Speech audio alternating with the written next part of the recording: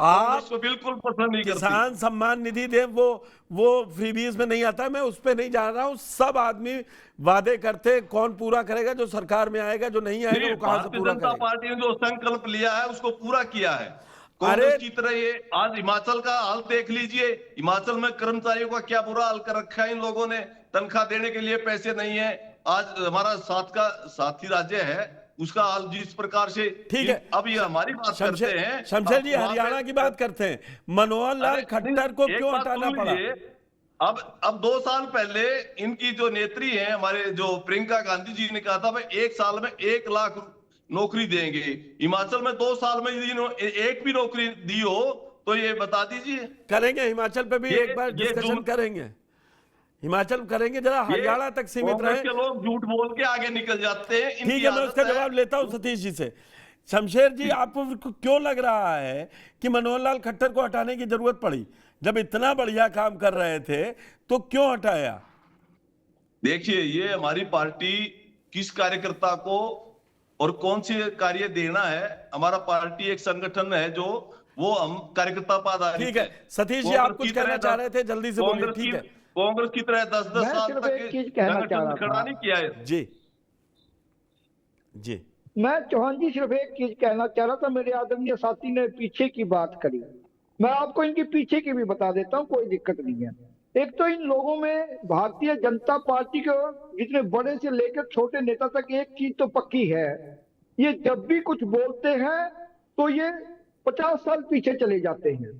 ये वर्तमान में रहते ही नहीं। जब इनके पास कुछ कहने के लिए या विकास को करने के लिए कोई बात नहीं होती तो आ ये रहा हूं मैं। दाएं बाएं की बातें करते हैं। लेकिन मैं मूल बात बता रहा हूं कि जिस टाइम हुड्डा जी ने 2004 के अंदर जब सरकार ली तो 1400 मेगावाट बिजली उस टाइम बनती थी, और जब हुड्डा जी ने सरकार छोड़ी 2014 में 10,000 मेगावाट बिजली थी। आज बिजली की हालत क्या है? इन्होंने 1 मेगावाट भी नहीं बढ़ाई। दूसरी, आप मेट्रो की बात कर लो।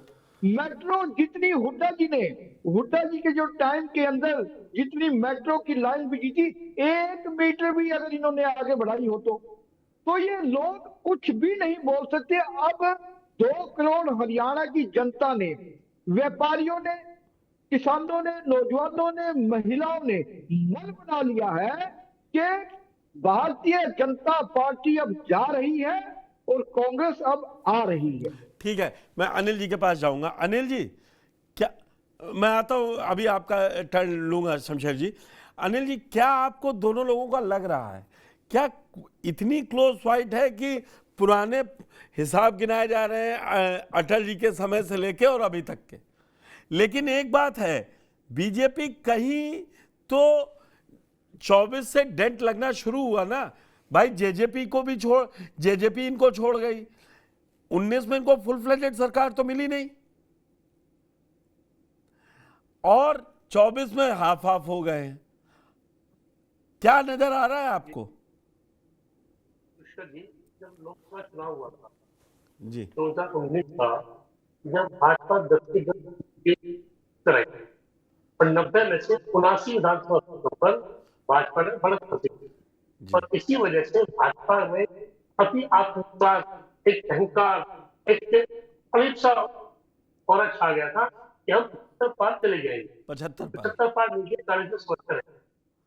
दूसरी बात, इस बार 5-5 में 2 में जीत गए हैं।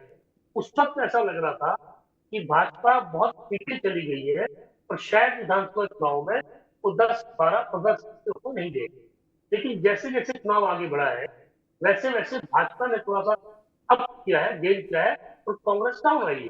कांग्रेस के डाउन आने की जो वजह है, वो मूल वजह हुड्डा साहब का पूरी तरह एक हटाया जाना, चर्चा एक कोने में लगा देना, भाजपा का दलित विरोधी मुद्दे को उभारना, चाहे वो गोहाना कांड हो, चाहे मिर्चपुर कांड हो, उसका एक नैरेटिव सेट करने की कोशिश करना कि कांग्रेस दलित विरोधी है। शैलजा की चुप्पी, शैलजा के लोगों को टिकट नहीं मिलना, और शैलजा की आड़ में भाजपा ने हर संभव छोटे कार्यकर्ता से लेके प्रधानमंत्री मोदी तक ने शैलजा के कंधे पर बंदूक रखकर कांग्रेस को हिट करने की कोशिश की कि ये तो दलित विरोधी पार्टी है।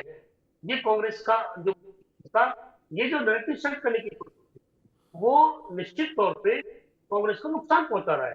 क्योंकि शैलजा जब चुनाव प्रचार में आई तो बहुत देर बाद आई, हालांकि कि दो प्रधान शैलजा की दोनों रैली इसमें भी कैंसिल करनी पड़ी कि शैलजा चुनाव प्रचार में नहीं आ रहे थे। अब जब राहुल गांधी आए थे हरियाणा में तो दो रैलियों को संबोधित करना था, एक असम में एक बरवाला में। असम में चूंकि शैलजा का उम्मीदवार चुनाव लड़ रहा था तो शैलजा वहां गई, बरवाला नहीं गई राहुल गांधी के होने के बावजूद। उसके बाद कांग्रेस के रणनीतिकारों ने एक बड़ी अच्छी, मैं तो कहता हूँ वो डिफेंसिव भी है और अटैकिंग भी उनकी प्लानिंग है। तो जो यात्रा करने की बात की न्याय यात्रा, इसमें राहुल भी साथ है, प्रियंका भी साथ है, वो सब कांग्रेसियों को एकजुट करके चुनाव लड़ने की कवायद की है। वो डैमेज कंट्रोल कितना हो पाएगा ये तो वक्त बताएगा, लेकिन जितना डैमेज हो चुका है वो डैमेज पूरी तरह कंट्रोल होगा, मुझे शक है। हाँ, मैं ये मानता हूँ कि आज की डेट में भी कांग्रेस कंफर्टेबली सरकार बना रही है। भले ही तो क्लीन स्वीप की बात हम कर रहे थे कि 60 मिल जाएगी, 65 मिल जाएगी, वो कितनी आ रही। दूसरी बात इसमें जी कि हुड्डा भी नहीं चाहते कि सीट 50 से ऊपर हो। उनको भी खतरा इस बात का है कि अगर ये सीट 55-60 हो गई तो आला कमान की मर्जी चलेगी। जैसे 2005 में जब कांग्रेस सत्ता में आई थी तो अभी भजनलाल के नाम पर चुनाव लड़ा, चुनाव जीता और भजनलाल जी को ठिकाने लगा दिया, हुड्डा को मुख्यमंत्री बना दिया गया। तो ये तमाम उनके पास जब नंबर ही 18 रह गए तो कहां से बन जाते? ये तो कांग्रेस में गुट नहीं 2005 में कांग्रेस 67 सीट लेके आई। 18 कैंप के, भजनलाल कैंप के सिर्फ 18 विधायक वही विधायक दल की बैठक में नहीं गए और वहीं पे साबित हो गया कि हुड्डा मुख्यमंत्री होंगे। शुरुआती दौर था पत्रकारिता का, तो मैं जब आला कमान का इशारा होता है ना कि कहाँ जाना है तो 18 और 28 पर फर्क नहीं पड़ता। क्या आप भी समझते, मैं भी समझता हूँ। अगर अब भी आला कमान अगर चाहे तो मुख्यमंत्री वही बनेगा। अब राजस्थान में देख लीजिए क्या हुआ, राजस्थान में कौन चाहता था भजनलाल मुख्यमंत्री, भाजपा ने चाह बन गया। अब वो तो सब जगह हाईकमांड कल्चर आ गया है। मैं कहना चाहूंगा एक पुस्तक जी, कांग्रेस प्रवक्ता की बात को विश्वास करना चाहता हूँ। कांग्रेस के लोगों से दूसरे लोगों से, कोई पार्टी के लोग, तमाम लोग नुकसान की बात करते हैं। इस देश में 47 के बाद अधिकतम बार, चाहे वो केंद्र की बात हो राज्य की बात हो, कांग्रेस की सरकार रही। आज किसानों की दुर्दशा का दोषी गैर कांग्रेसी लोगों को बनाया जाता है, भाजपा को बताया जाता है। मेरा बड़ा सीधा सवाल ये है, इतने सालों में किसानों की दुर्दशा लगातार और होती क्यों? ये भी तो सोचना पड़ेगा ना। ठीक है, मैं सतीश जी से पूछूंगा। राजेंद्र जी, क्या शैलजा फैक्टर डेंट कर रहा था, इसीलिए ब्राह्मणों की तरफ अब देख रहे थे कांग्रेसी? नहीं, निश्चित तौर पर ऐसा हुआ कि शैलजा जी नाराज हो गई। उनके जो जिन समर्थकों को वो टिकट दिलाना चाहती थी उनको टिकट नहीं दिला पाई और इसके अलावा उनको लेकर जातिगत टिप्पणी भी कर दी गई, तो वो चुनाव मैदान से एकदम बाहर हो गई और एक मैसेज चला गया कि शैलजा जी नाखुश हैं तो दलित वोट बैंक पर भी फर्क पड़ेगा। और भारतीय जनता पार्टी ने उसको बहुत लपक लिया। उन्होंने कहा कि ये तो दलित विरोधी पार्टी है और गोहाना कांड और मिर्चपुर कांड से भी जोड़ दिया। तो उनको लगा कि अब ये जो है दलित वोट बैंक में सेंध लगाया जा रहा है, तो कांग्रेस भी बौखलाहट में आ गई। फिर उनको भी कुछ करना था, तो वो दूसरे जो वर्ग हैं, खासतौर से जैसे ब्राह्मण वर्ग को लेकर ये बयान आया है, तो उत्तर प्रदेश की स्थिति को हरियाणा में उन्होंने एक तरह से उसको अप्लाई करने की, उसको लागू करने की कोशिश की है। हालांकि उत्तर प्रदेश में भी वो स्थिति नहीं है जिस तरह का उन्होंने पेंट कर दिया, जिस तरह का चित्रण कर दिया कि योगी सरकार ब्राह्मणों को खत्म कर रही है, एनकाउंटर कर रही है। तमाम भारतीय जनता पार्टी में ब्राह्मण यूपी में जुड़े हुए हैं और भारतीय जनता पार्टी तो ब्राह्मणों की पार्टी मानी जाती। जब अटल बिहारी वाजपेयी लीड करते थे तो वो ब्राह्मणों की पार्टी मानी जाती थी। तो मुझे नहीं लगता कि इस तरह का है। अब योगी जी ने अपराधियों के खिलाफ अभियान चलाया, तो उसमें तो अपराधी की क्या कोई जाति होती है? ये तो तमाम नेता ये कहते रहे समय समय पर कि अपराधी की कोई जाति नहीं होती, आतंकवादी का कोई धर्म नहीं होता। तो ये जुमले फिर शांत क्यों हो गए? ये बातें भी बन, ये जो लॉजिक है, इस लॉजिक को भी ध्यान में रखना चाहिए राजेंद्र जी कि अपराधी की कोई जाति नहीं होती, आतंकवादी का कोई यहाँ की लड़ाई तो बताई और मीडिया में इस समय कांग्रेस के अंदर की गुटबाजी पर आज खुद राहुल गांधी ने कहा कि कांग्रेस में हर कार्यकर्ता शेर है, लेकिन कभी कभी शेर आपस में लड़ जाते हैं। ऐसा नहीं है कि बीजेपी में कोई गुटबाजी ही नहीं है। रामविलास शर्मा से नहीं। लेके आज भी एक मंत्री जो शायद कल वह पूर्व मंत्री कांग्रेस में शामिल होंगे,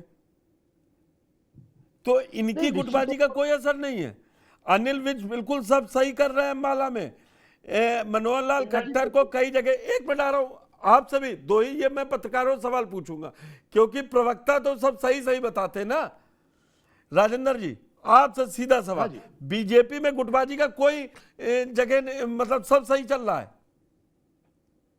नहीं, देखिए बीजेपी में भी मतभेद तो होते ही है और सब अपने अपने तरीके से, लेकिन वहां बड़ा साइलेंट चलता है और वो एक तरह से ये बनाए रखते हैं कि पार्टी का अनुशासन बना रहे लगभग। अरे ऐसे तो रामविलास जी गृह को मंत्री टिकट नहीं अमित मिला। शाह आए, बोल गए सीएम सैनी यही अगला चेहरा है, नायब सिंह सैनी, और 48 घंटे नहीं बीते अनिल विज ने कहा पता नहीं कैसे कह गया मैं खुद ही सीएम पद का दावेदार हूं। नहीं, ये अंदरूनी पॉलिटिक्स तो इनके यहाँ है और गुटकी तो है, उनके यहाँ लेकिन कौन जिस सी तरह से कांग्रेस- किराए पर लेके आए हैं क्या शैलजा और सुरजेवाला को? वो भी अंदरूनी पॉलिटिक्स है। अनिल निश्चित जी तौर पर जी आप भी मुझे इसी सवाल का जवाब दीजिए। अगर क्योंकि जो ये पिछले हफ्ते से एक नैरेटिव सेट होना शुरू हुआ है शैलजा वाला, कि ये शैलजा की लड़ाई का इफेक्ट पड़ रहा है, जो ग्राउंड रिपोर्ट्स आ रही हैं उसमें इतना ज्यादा विरोधाभास नहीं है, लेकिन जो चैनलों की डिबेट या हम लोग जो चर्चा करते हैं उसमें अब बीजेपी की इनफाइटिंग कतई रोक दी, जबकि मनोहर लाल खट्टर के कई जगह प्रोग्राम नहीं लगे। देखिए पुष्कर जी, मैं आपकी दो बातों का अलग जवाब दे रहा हूँ। पहला तो ये कि दलितों में जो डेंट लगा है, भाजपा की एक प्लानिंग दूसरी है, वो प्लानिंग है बीएसपी को इनेलो के साथ जोड़ना, चंद्रशेखर आजाद को जेजेपी के साथ जोड़ना। ये दोनों जो दलितों की पार्टी है वो दोनों के साथ जुड़ी है, उस वजह से दलितों पर असर पड़ेगा, वो भाजपा को फायदा देगा। तीसरा शैलजा का मुद्दा, दलितों को बिखेरने के लिए भाजपा ने बड़ी स्मार्टली गेम खेला है।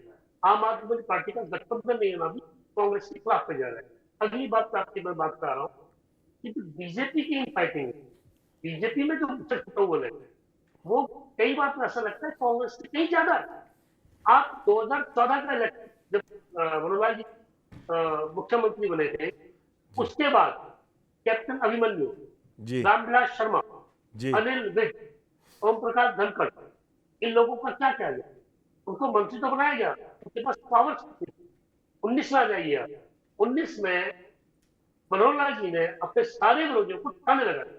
बिल्कुल। सुभाष बराला चुनाव हार गए, कैप्टन भी चुनाव हार गए, रामविलास भी चुनाव हार गए, धनखड़ भी चुनाव हार गए। उससे आगे चल गया जब ओम प्रकाश धनखड़ को अध्यक्ष बनाया गया, तो ओम प्रकाश धनखड़ ने जो कार्यकर्ताओं की नेतृत्व से दूरी हो गई थी, सरकार से दूरी हो गई थी, तो ओम प्रकाश धनखड़ ने संगठन में नई जान फूटने की कोशिश की और कार्यकर्ताओं को मनोबल बढ़ाया। जब वो मनोबल बढ़ने लगा तो उजाकाया को उनको हटाकर नायब सैनी को अध्यक्ष बना दिया गया। वो नायब सैनी को अध्यक्ष किया, जिनको माना जाता है कि मनोहर लाल जी के बड़े सबसे विश्वास खास पात्र हैं। आदमी। तो प्रकाश धनखड़ उनके विश्वास पात्र हैं, उनके पास अलग स्टाइल की हो रहा है, उनसे सीनियर नेता है। अब आ जाइए आप